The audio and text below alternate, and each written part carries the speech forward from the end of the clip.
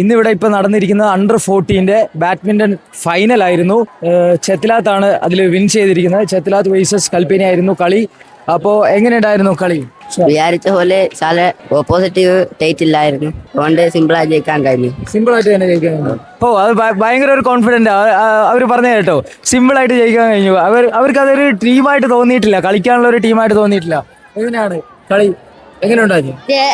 അവ അന്ന് വിചാരിച്ച് ഒരു ടൈറ്റ് ടീമായിരുന്നു കളിക്കാൻ. ഫസ്റ്റ് സെറ്റ് ജയിച്ചപ്പോൾ ഫസ്റ്റ് സെറ്റ് ജയിച്ചേരാൻ അവ പ്രഷറായിരിക്കുമെന്ന് കരുതി കളിച്ച.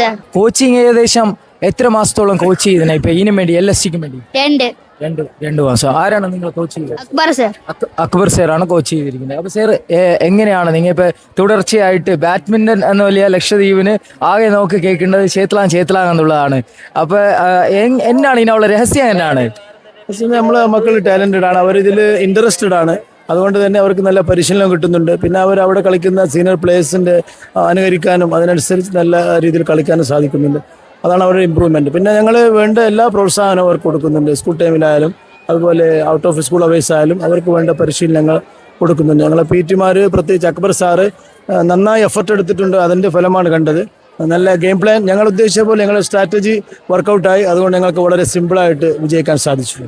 എങ്ങനെയാണ് ഇപ്പൊ തുടർച്ചയായിട്ട് ഓരോ ടീമിനെ റെപ്രസെന്റേറ്റ് ചെയ്ത് വന്നിവിടെ ഇരിക്കുമ്പോൾ വീണ്ടും ജയിച്ച് കയറുകയാണ് ഫൈനലില്. അപ്പൊ എന്താണ് അതിൽ അഭിമാനം കൊണ്ടിട്ട് എന്താണ് പറയാനുള്ളത്?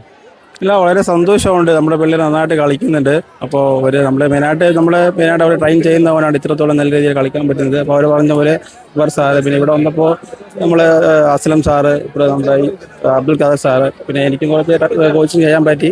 മാക്സിമം നമ്മൾ എഫർട്ട് എടുത്തിട്ടുണ്ട് ഈ കളിയിൽ ജയിക്കാൻ വേണ്ടിയിട്ട്. ഓക്കെ, എനിവേ അപ്പോൾ ജയിച്ചവർക്ക് കൺഗ്രാജുലേഷൻസ്. Okay, anyway.